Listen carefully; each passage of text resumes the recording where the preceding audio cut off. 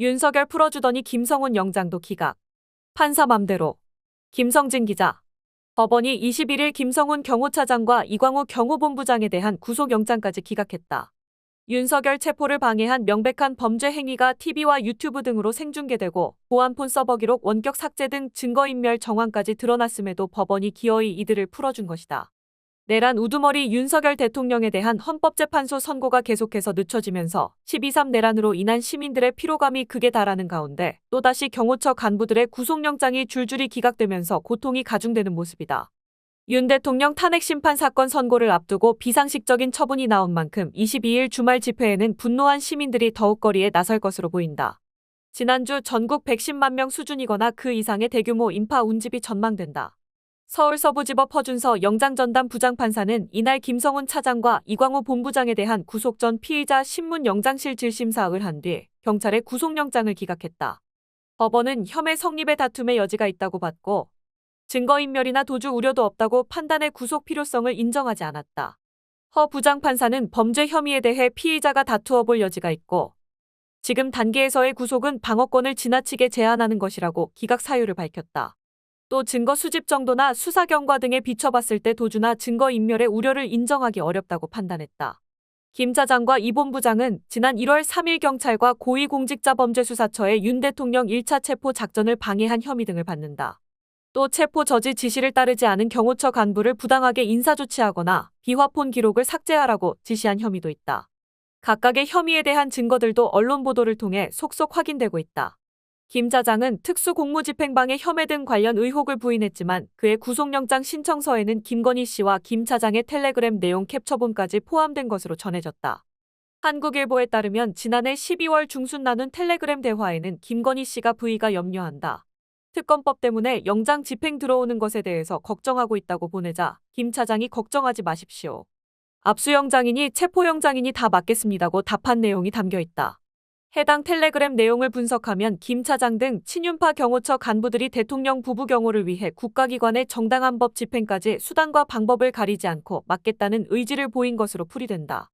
일종의 충성 맹세를 통해 대통령 부부와 경호처 간부들이 불법적인 공무집행 방해에 대해서도 이미 어느 정도 염두에 둔 것으로도 볼 수 있다. 윤석열 대통령이 법원의 어이없는 구속 취소 결정의 관저로 복귀하면서 경호처 직원에 대한 부당한 인사조치도 이미 현실화하고 있다. 대통령 경호처는 최근 윤 대통령 체포 저지 지시에 반대했던 경호 3부장의 해임을 의결했다. 경호 3부장 측은 찍어내기 징계라며 강하게 반발하고 나섰으며 자신의 징계 이유였던 기밀 유출도 없었다고 주장하고 있다. 실제 지난 1월 22일 윤석열 내란 혐의 국정조사 특별위원회 제1차 청문회에 출석한 경호 3부장은 기밀 유출 등을 이유로 야당 의원들의 질문에 대해 답하지 않았다.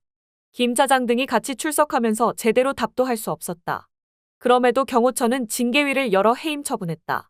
기밀 유출은 이들이 징계하기 위해 억지로 꿰어 맞춘 이유일 뿐 일종의 괘씸죄가 적용된 것으로 보인다. 증거인멸은 경호처가 작성한 문서로도 확인된다.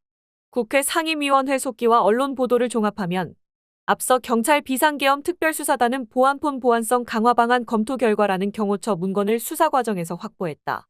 비화폰이라고 불리는 보안폰은 윤 대통령과 고위 군경 관계자가 12.3 내란 당시 어떻게 움직였는지 확인할 수 있는 핵심 증거로 여겨진다. 그러나 지난해 12월 12일 작성된 경호처 문건엔 문건 작성 닷새 전인 12월 7일 김 차장이 여인영 전 국군방첩사령관과 이진우 전 수도방위사령관, 곽종근 전 육군특수전사령관 등의 단말기 내 데이터 삭제를 지시했다는 내용이 적힌 것으로 드러났다. 증거를 인멸했다는 결정적 증거다. 해당 지시를 검토한 직원들 기록에 따르면 비화폰은 원격으로 서버에서 로그아웃하면 통화 기록 삭제가 가능하다. 법원은 범죄 혐의에 대해 피의자가 다투어 볼 여지가 있고 증거인멸 우려가 없다고 했지만 각각의 혐의와 관련된 내용을 살펴보면 오히려 그 반대로 보인다. 특히 핵심 증거인 비화폰과 관련해 증거인멸 우려는 뚜렷하다. 경찰은 이미 검찰이 수사 보완 등을 이유로 3차례 구속영장 신청을 기각하면서 이미 골든타임을 놓쳤다. 네 번째 구속영장마저 법원이 기각하면서 비화폰 서버 압수수색 등 관련 수사도 한동안 어려워질 전망이다. 극우 세력의 반발이 거센 만큼 경찰로서도 5번째 구속영장 신청은 부담이 될 수밖에 없다. 윤 대통령 탄핵이 인용되기 전까지는 섣불리 움직이기도 어려워진 상황이 됐다. 다만 이러한 상황을 만든 데에는 검찰이 한몫했다. 이날 심사에는 경찰 수사팀만 참여했고 검찰에선 아무도 들어오지 않은 것으로 전해졌다. 중요 사건 피의자에 대한 영장 심사에 불참한 것은 일종의 보이콧으로 보인다. 수사기관으로서 직무유기라고 할 수 있다. 시민사회도 황당하다는 반응이다. 윤석열 즉각퇴진 사회대 개혁 비상행동 이날 밤 낸 입장문에서 검찰의 심사 불참에 대해 영장을 반복적으로 반려해 수사를 방해하는 것을 넘어 검사로서의 직무를 포기하기까지 한 것이라 그런 검찰에 동조해 법원은 내란 수괴를 풀어주더니 이제는 필요한 최소한의 수사까지 가로막고 있다고 비판했다. 비상행동은 그러면서 법원이 발부한 적법한 영장에 의한 체포를 물리적으로 방해하고 비화폰 서버 원격 삭제, 무기 사용 지시 등 혐의가 있는 이들을 풀어주는 것이 과연 사회정의인가? 이들의 위법한 지시를 거부한 직원들이 위협받는 상황에서 법원의 이번 결정이 정말 타당한가? 이들의 지속적인 증거인멸에 대해 검찰과 법원은 어떻게 책임질 것인가라며 납득할 수 없는 결정을 반복하는 법원과 이 사태를 초래한 검찰을 강력히 규탄한다고 했다. 이들은 내란 수괴를 풀어준 심우정 검찰총장에 대한 탄핵이 시급하다. 또한 작금의 혼란을 해소하기 위해서라도 신속한 파면 결정이 시급하다며 헌법재판소는 지금 당장 윤석열을 파면하여 민주주의를 수호하라고 촉구했다. 당초 이번 주 후반에 예상됐던 윤 대통령에 대한 탄핵심판 사건 선고가 또다시 미뤄지고 한덕수 국무총리 탄핵심판 사건만 선고일이 잡히면서 내란으로 인한 시민들의 피로감은 극에 달하는 모습이다.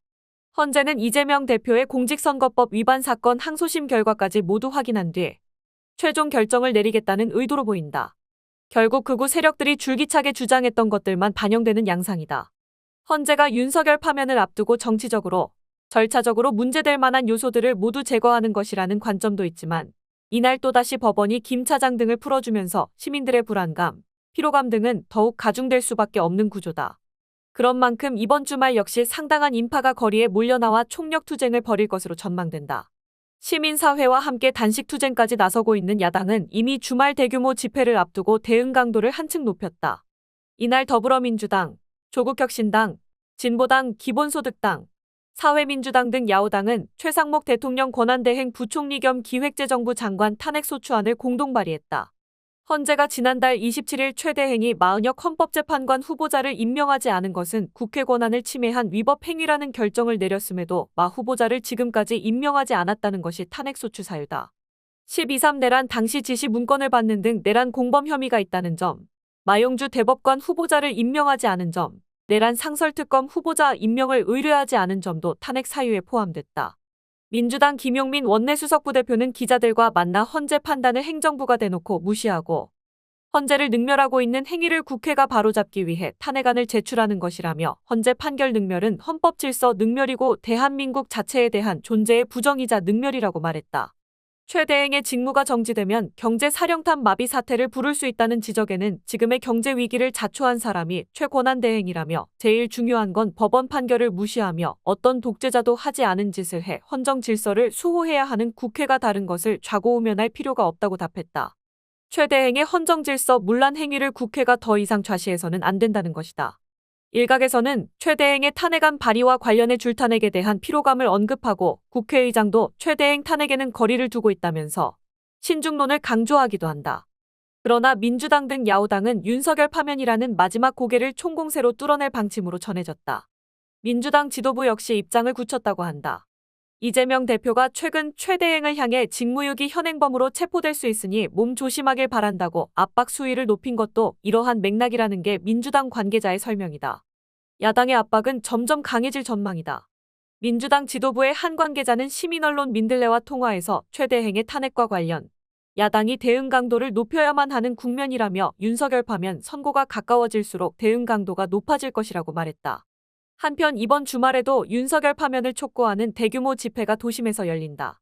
서울 종로구 헌법재판소 인근에서는 오후 3시부터 촛불 승리 전환행동 주최 윤석열 파면, 국힘당 해산, 132차 전국 집중 촛불 문화제가 열린다.